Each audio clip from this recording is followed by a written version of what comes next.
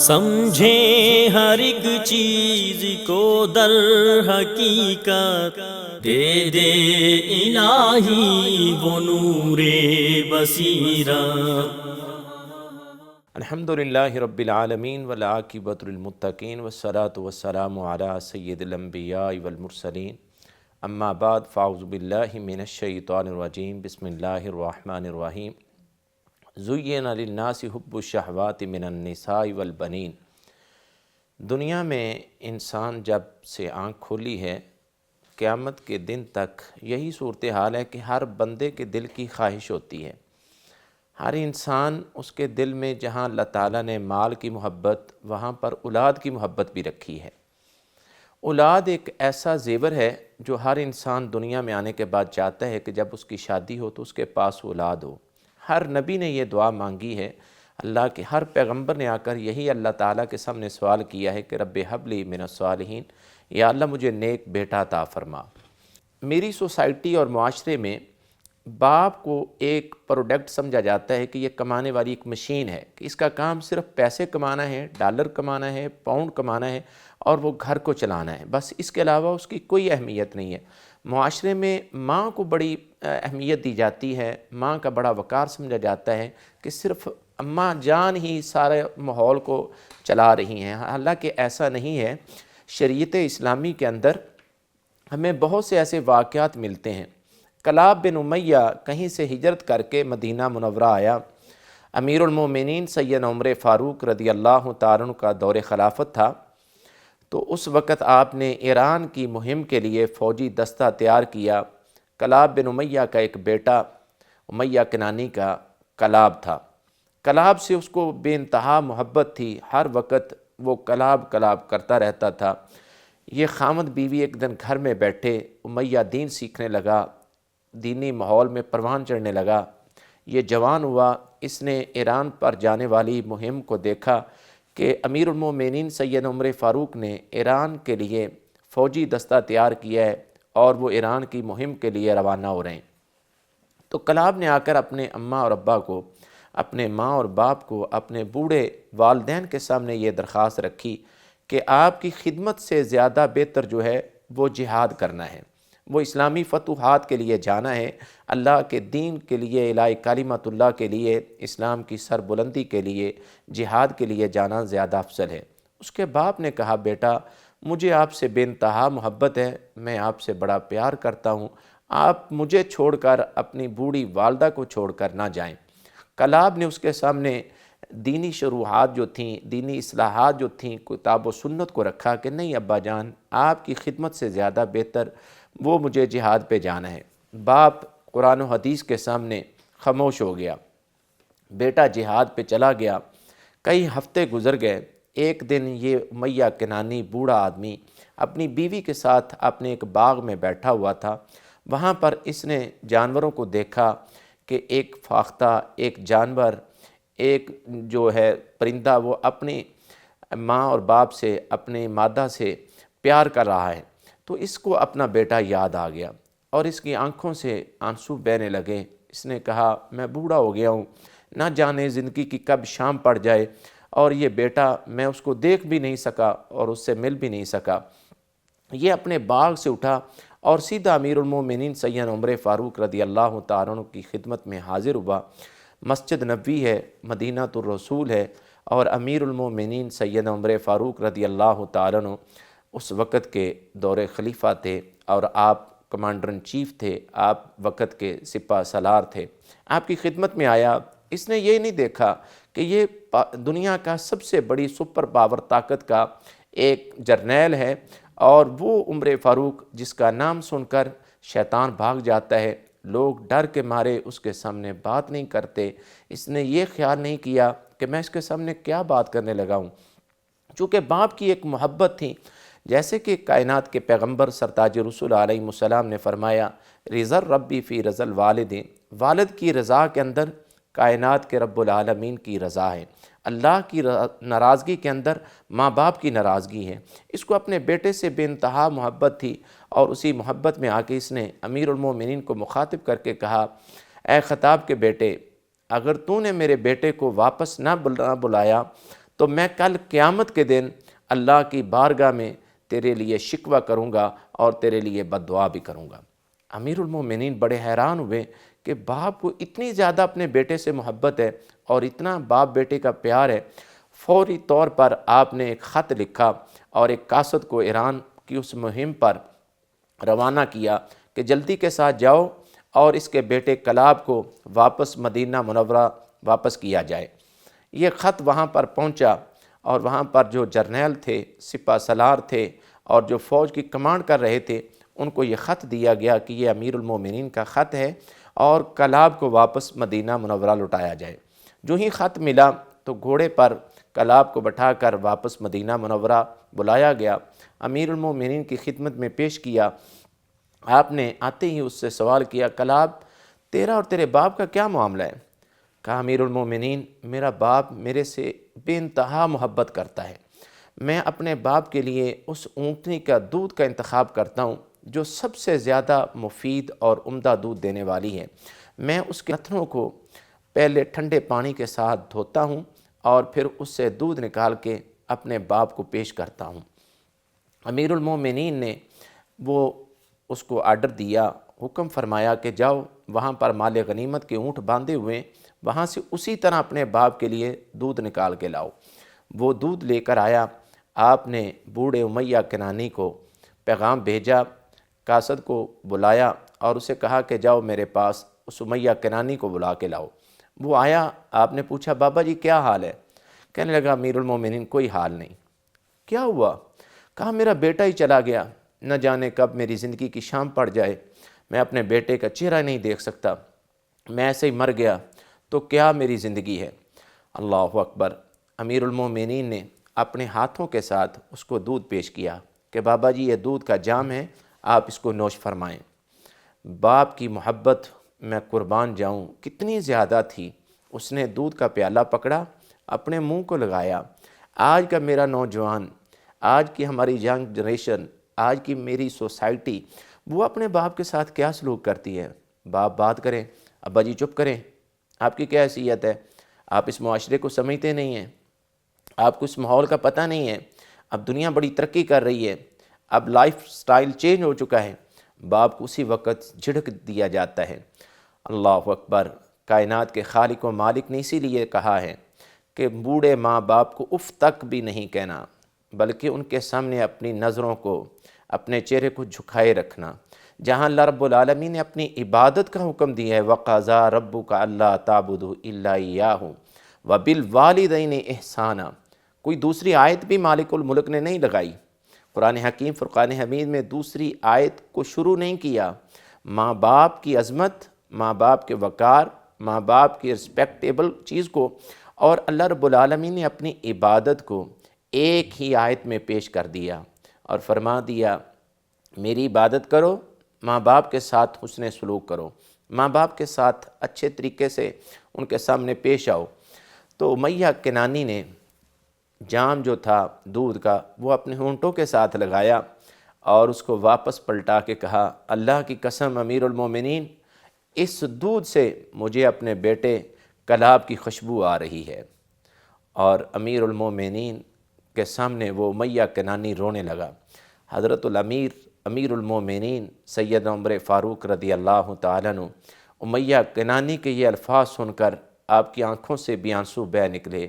بابا جان آپ کو اتنا پیار ہے، امیہ کنانی آپ اتنی محبت کرتے ہیں، یہ مجھے اور آپ کو سمجھانے کے لیے تاریخ اسلام کے یہ سنہری واقعات پیش کیے جاتے ہیں کہ آج کا میرا بھائی، آج کی میری بہن جو اپنے باپ کو اہمیت نہیں دیتے، اپنے ماں باپ کو دھکے دیتے ہیں۔ میں اسی ماحول میں ایسے لوگوں کو جانتا ہوں، بہت سے ایسے نوجوان ہیں جو پڑھنے کے بعد، جو اچھی سوسائٹی اور ماحول میں پلنے کے بعد ایک اچھے لائف سٹائل میں آتے ہیں تو وہ ماں باپ کو سمجھتے ہیں یہ ہمارے ملازم ہیں، انہوں نے ہمارے لیے کیا کیا ہے۔ وہ بوڑھا ماں باپ جنہوں نے بڑی محنت کے ساتھ اس کو پڑھایا، اس کو تعلیم دی، اس کو ادب سکھایا اور معاشرے کے اندر رہنے والا ایک اچھا انسان بنایا، وہ ایک ڈاکٹر بننے کے بعد، ایک انجینئر بننے کے بعد اور ایک اچھا ملازم بننے کے بعد ماں باپ کو کہتے ہیں آپ نے ہمارے لیے کیا کیا ہے؟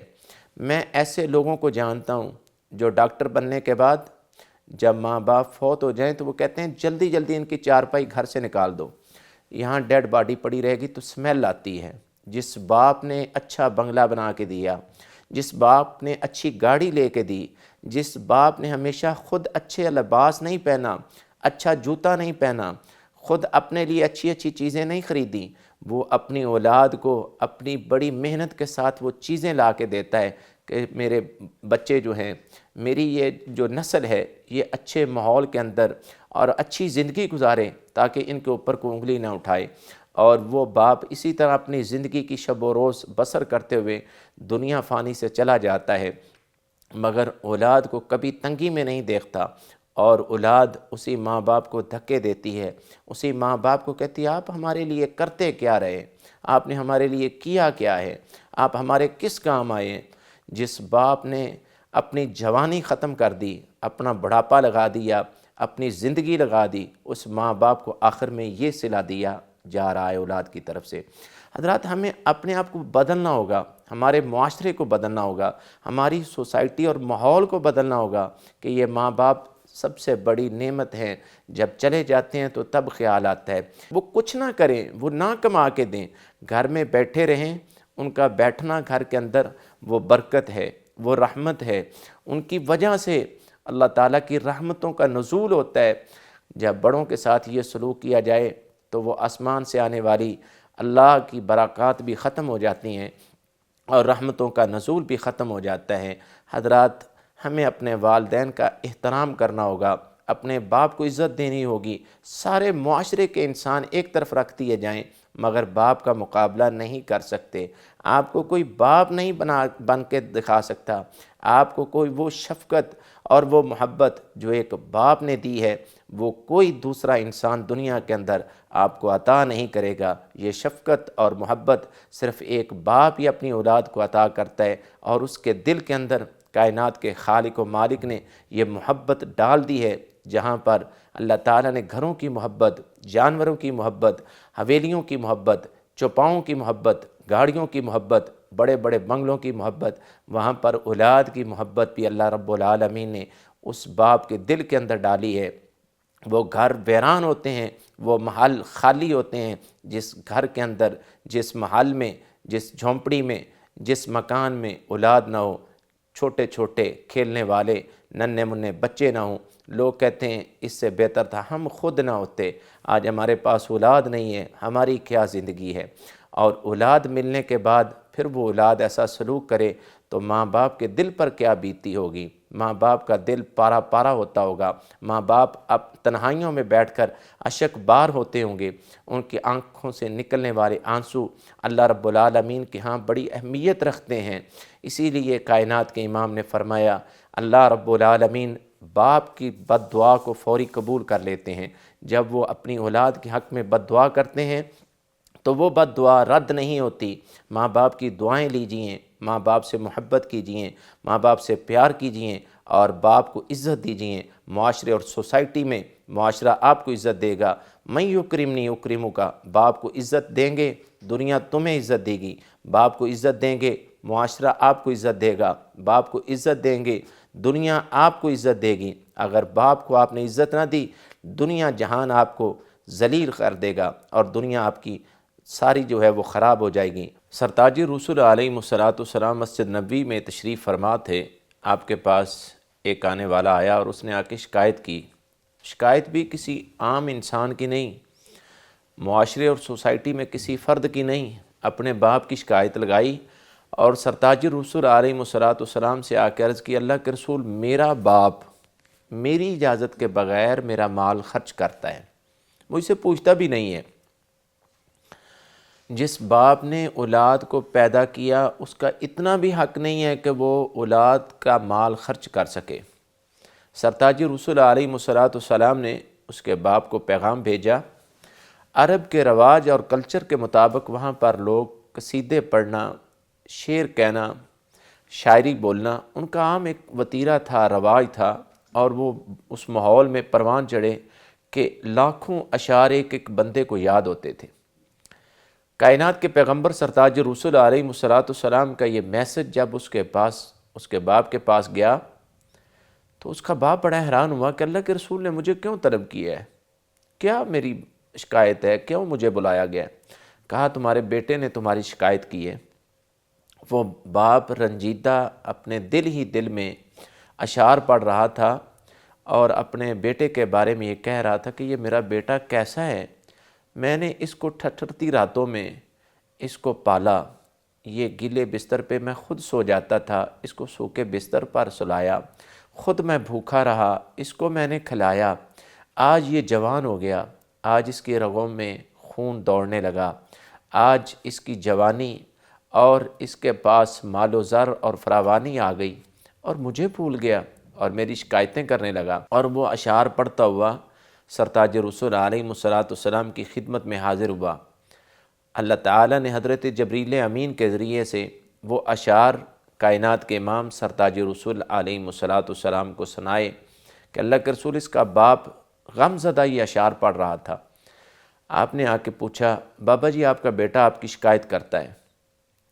اس نے کہا، وہی الفاظ دہرائے۔ کائنات کے امام نے اسے کہا، بابا جی وہ اشعار پڑھیں، وہ سنائیں ہمیں بھی جو آپ کہہ رہے تھے راستے میں۔ اس باپ نے وہ اشعار پڑھے۔ اللہ کے پیغمبر کو اتنا دکھ لگا، اتنے آپ پریشان ہوئے۔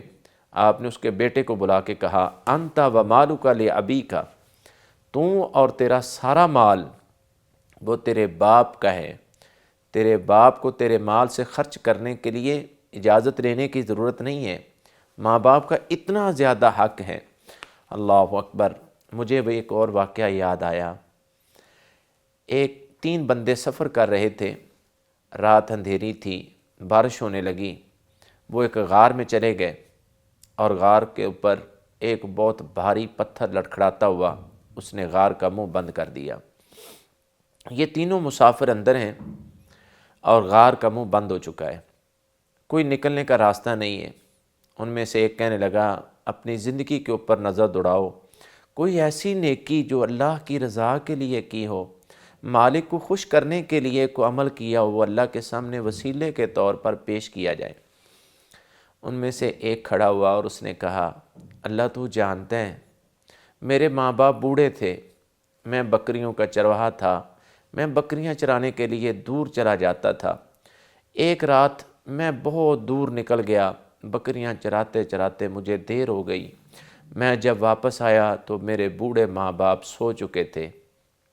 میں نے سوچا میں پہلے اپنے ماں باپ کو دودھ پلاتا ہوں، بعد میں اپنے بچوں کو پلاتا تھا۔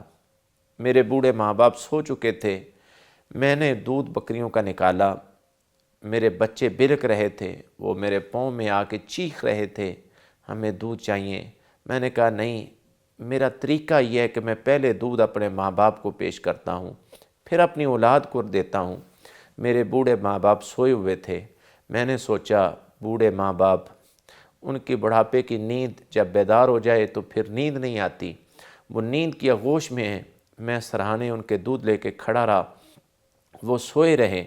اللہ تو جانتا ہے میں نے وہ عمل تیری رضا کے لیے کیا۔ میرے بوڑھے ماں باپ جب خود بیدار ہوئے، میں نے ان کے سامنے وہ دودھ پیش کیا، میرے ماں باپ نے مجھے دعائیں دیں۔ میرا وہ عمل اگر تیری رضا کے لیے، تیری خوشنودی کے لیے اور تیرے حصول کے لیے تھا تو اللہ یہاں سے نکلنے کا راستہ بنا دے۔ سرتاج رسول علیہ السلام نے فرمایا، اس بندے کا یہ عمل اللہ کی بارگاہ میں اتنا قبول ہوا کہ جو اتنا بھاری پتھر تھا جس کو کئی لوگ مل کر ہلا نہیں سکتے تھے، اس کو حرکت نہیں دے سکتے تھے، وہ اس وسیلے کی وجہ سے، وہ اس نیکی کی وجہ سے اور بوڑھے ماں باپ کی خدمت کی وجہ سے اللہ تعالیٰ نے اس بھاری پتھر کو راستے سے ہٹا دیا اور ان کے لیے نکلنے کا راستہ بنا دیا۔ ماں باپ کے ساتھ کی ہوئی نیکی جو ہے وہ ضائع نہیں ہوتی۔ حضرت ابراہیم علیہ السلام وقت کے پیغمبر ہیں، باپ ہیں، انہوں نے خواب دیکھا تھا اور وہ خواب اپنے بیٹے کے سامنے رکھا، بیٹا میں خواب میں تمہیں ذبح کر رہا ہوں۔ فرما بردار بیٹے نے یہ نہیں کہا، بابا جی آپ یہ کیا خواب بیان کر رہے ہیں، بڑا عجیب خواب ہے۔ ایسے بھی کبھی خواب ہوتے ہیں کہ باپ اپنے ہاتھوں کے ساتھ اپنے لخت جگر کو ذبح کر دے۔ سیدنا ابراہیم علیہ السلام کے خواب کو بیان کیا گیا بیٹے کے سامنے، مگر فرما بردار بیٹا اور اللہ رب العالمین کا ایسا عظیم بندہ تھا جس کو اللہ تعالیٰ نے حضرت اسماعیل کے لقب سے پکارا اور جس کی ایڑیوں سے اللہ تعالیٰ نے آب زمزم کے چشمے کو جاری فرمایا۔ اس نے باپ کے خواب کو دیکھ کے کہا، ابا جان آپ وہ کام کر گزریے، آپ مجھے صبر کرنے والوں میں سے پائیں گے، آپ کو جو حکم ہوا ہے وہ کر دیجئے۔ ایک خواب تھا اور اس خواب کو حقیقت میں بدل دیا۔ آسمان سے آواز آئی، قد صدقت الرؤیا انا کذالک نجزی المحسنین، ہم اپنے محسنوں کو ایسا ہی بدلہ دیتے ہیں۔ یہ خوابوں کی تعبیر ہی نہیں، یہ عملوں کی تعبیر ہے، یہ جزا ہے، یہ نیکیوں کے بدلے ہیں، یہ صلے ہیں ان نیکیوں کے جو اللہ کبھی اولاد کی شکل میں ماں باپ کو دیتا ہے، اور وہ اولاد دیس و پردیس میں بیٹھ کر ماں باپ کے نام کو روشن کرتی ہے، ماں باپ کے نام کو چار چاند لگا دیتی ہے، ماں باپ کے نام کو دنیا کے اندر روشن بنا دیتی ہے۔ اللہ رب العالمین نے بہت سے مقامات پر ایسے لوگوں کا بھی ذکر کیا جو نبیوں کی اولاد تھی، پیغمبروں کے بیٹے تھے۔ نوح نبی کا بیٹا، 950 سال کی تبلیغ، دعوت، اللہ کی توحید کا پیغام اور میسج ایک طرف، بیٹے کو بلایا جا رہا ہے، بیٹا میری بات کو مان لو، آج آسمان سے عذاب آ جائے گا، یہ سارے لوگ ہلاک ہو جائیں گے۔ وہ کہتا ہے نہ بابا نہ، میں اتنا بلند و بالا جو پہاڑ نظر آ رہا ہے اس پہ چڑھ کے اپنے آپ کو بچا لوں گا، میں آپ کی دعوت کو نہیں مانوں گا۔ کہا بیٹا جب آسمان والے کے عذاب آتے ہیں تو وہ پہاڑ بھی عذاب کی نظر ہو جاتے ہیں، پہاڑوں کو بھی قائم رکھنے والا، پہاڑوں کو بھی مضبوطی دینے والا، پہاڑوں کو بھی طاقت دینے والا، پتھروں کو بھی قوت دینے والا وہ اکیلا ہی تو رب العالمین ہے۔ وہ جب عذاب بھیجتا ہے تو پہاڑ بھی اس کے تابع ہوتے ہیں۔ یہ باپ بیٹے کی ابھی بات جاری تھی، وَحَالَ بَيْنَهُمَ الْمَوْجُ فَكَانَ مِنَ الْمُغْرَقِينَ۔ باپ بیٹے کی گفتگو کے سامنے پانی کی ایک تیز آبشار اور موج آئی، حضرت نوح علیہ السلام کے لخت جگر کو بہا کے لے گئی۔ باپ تھا، نبوت کا داعی تھا، اللہ کا پیغمبر تھا، توحید کا دعوت دینے والا ایک داعی تھا۔ آنکھیں بھر آئیں، دل اشک بار ہو گیا، زبان نے حرکت کی، آسمان کی طرف نظر اٹھ گئی اور دعا کے کلمات ان الفاظ کے ساتھ ادا ہوئے، اللہ تیرا وعدہ تھا میں تیری اولاد کو بچاؤں گا، یہ میرا بیٹا میری آنکھوں کے سامنے غوطے کھا رہا ہے، پانی میں ڈبکیاں لے رہا ہے۔ آسمان سے جو 950 سال کی دعوت اور تبلیغ کے بدلے میں اللہ رب العالمین کی طرف سے ہمت اور ڈھارس باندھی جا رہی تھی، ان کو حوصلہ دیا جا رہا تھا، ان کو تسلیاں دی جا رہی تھیں، وہاں سے یک لخت پیغام جو آیا، جو آواز آئی، اس نے تو پوری دنیا کو ہلا کے رکھ دیا کہ اے نوح یہ تیرا بیٹا تیرا نافرمان ہے، یا نوح انہ لیس من اہلک، تیرے بیٹے کا کردار برا ہے، تیرے بیٹے کے عمل برے ہیں، تیرے بیٹے نے تیری بات نہیں مانی، ہماری دعوت کو، اپنی دعوت کو، آپ کی دعوت کو ٹھکرا دیا ہے، لہٰذا ہم نے اس کا نام ہی تیرے خاندان سے خارج کر دیا ہے، تمہارے خاندان کی لسٹ سے اس کا نام نکال دیا ہے۔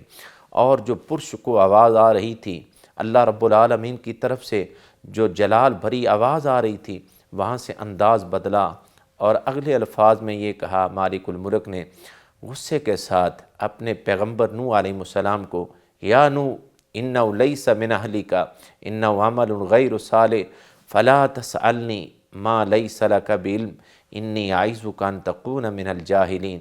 اس نافرمان بیٹے کے لیے نبی پیغمبر بھی دعا کرے، آسمان والا رب اس کی دعا کو بھی قبول نہیں کرتا۔ دعا کرنے والا نبی ہے، اللہ کا پیغمبر ہے، توحید کا داعی ہے، 950 سال کی نبوت کو پھیلانے والا اور دعوت دینے والا، اللہ کا میسج اور ایلچی حضرت نوح علیہ السلام کی آواز کو بھی اللہ رب العالمین نے رد کر دیا۔ فرمایا نوح اس نے تمہاری دعوت کو نہیں مانا، ہماری دعوت کو نہیں مانا، آپ کی دعوت کو قبول نہیں کیا، آپ نے اس کو توحید کی دعوت دی، ہماری طرف بلایا، آسمان والے کی طرف بلایا، عرش عظیم کے داتا کی طرف بلایا، کائنات کے خالق و مالک کی طرف بلایا۔ اس نے اللہ رب العالمین کو بھلا دیا، اس نے مالک الملک کے سامنے پہاڑوں کے اوپر اپنا یقین باندھ لیا۔ ہم نے اس کا نام ہی تمہارے خاندان اور تمہارے اس خاندان کی لسٹ سے خارج کر دیا۔ اگر دوبارہ آپ نے سوال بھی کیا تو میں اللہ رب العالمین یہ حکم دے رہا ہوں کہ تمہیں بھی نبیوں کی لسٹ سے نکال کر میں اللہ رب العالمین تمہیں جاہلوں کی لسٹ میں داخل کر دوں گا۔ آپ اندازہ لگائیے حضرات، ایک باپ، ایک نبی، ایک اللہ کا پیغمبر، ایک اللہ کا برگزیدہ بندہ، اس کو یہ ڈانٹ بیٹے کی وجہ سے پڑ رہی ہے، اور کہا جا رہا ہے بیٹے کی وجہ سے اگر دوبارہ سوال بھی کیا آپ کو نبی نہیں رہنے دیا جائے گا، آپ کو پیغمبر نہیں رہنے دیا جائے گا، آپ کو رسول نہیں رہنے دیا جائے گا۔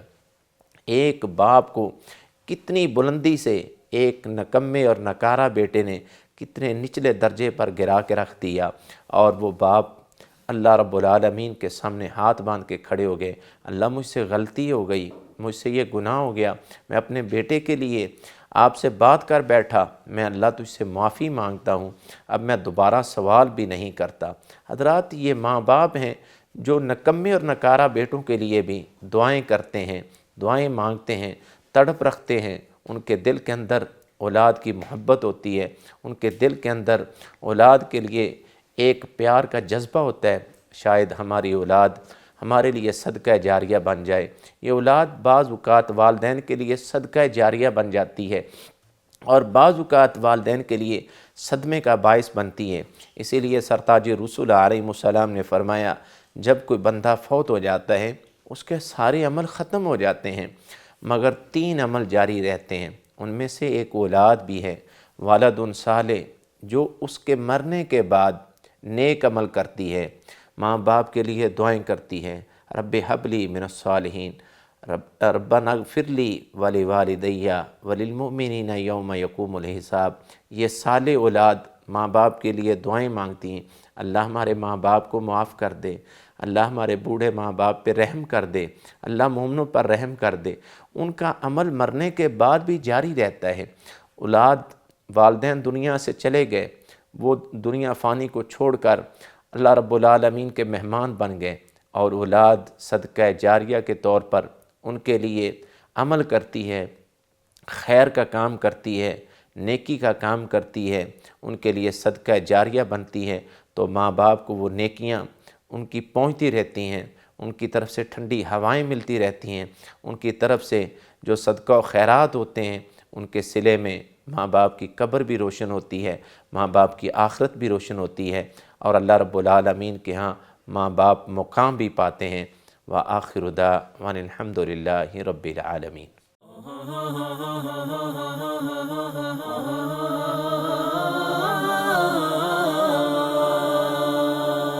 سمجھیں ہر ایک چیز کو در حقیقت، دے دے الہی وہ نور بصیرت۔